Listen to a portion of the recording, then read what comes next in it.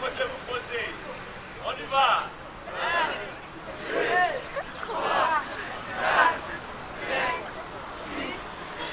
Après une longue séance de réveil musculaire et d'échauffement, la marche peut commencer. La centaine de participants amorce allègrement l'itinéraire avec pour départ le rond-point Bastos à Yaoundé.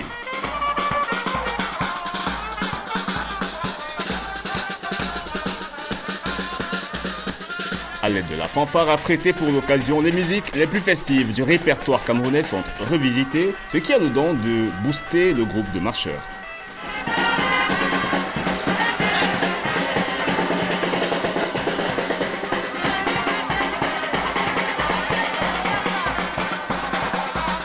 En tête de file, l'ambassadeur des États-Unis au Cameroun donne le ton et le rythme à travers les pas de danse esquissés sur fond de mbolé.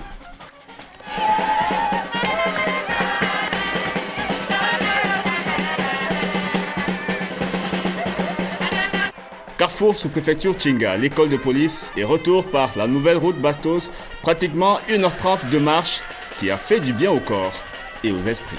Vraiment, il y avait deux raisons que j'ai participé dans la marche de ce matin. La première, comme vous l'avez très bien dit, c'est le 248e anniversaire de l'indépendance des États-Unis d'Amérique qui aura lieu le 4 juillet. Mais pour moi, plus important aujourd'hui spécifiquement, c'était la participation non pas seulement de moi-même, mais de beaucoup de membres de notre équipe de l'ambassade du Code de la Paix dans la marche pour les Jeux olympiques spéciaux Cameroun. C'est une organisation avec laquelle je suis associé depuis des décennies vraiment. J'ai un cousin qui a le syndrome de Down et depuis que j'étais adolescent, je travaillais dans des camps dans l'été pour travailler avec les gens qui ont disons, qui sont un peu lents intellectuellement.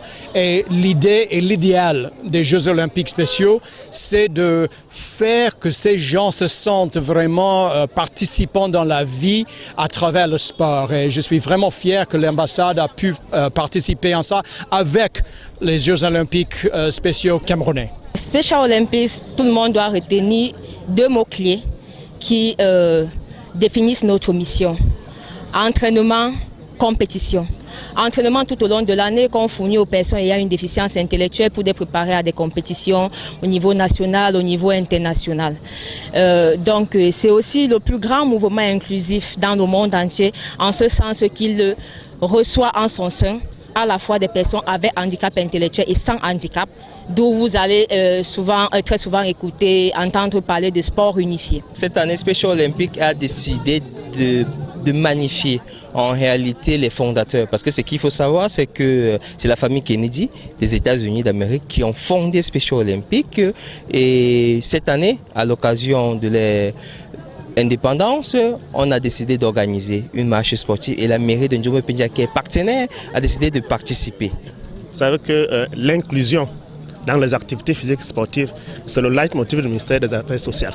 C'est pour cela qu'en ce moment, pour célébrer le 4 juillet en association avec les États-Unis d'Amérique et l'ambassade au Cameroun, nous disons un grand merci et que ce genre d'événements, ce genre de marches sportives et la coopération entre le Cameroun et les États-Unis aillent toujours de l'avant. La suite et la fin des activités marquant la 248e journée de l'indépendance des États-Unis va s'achever ce jeudi 4 juillet.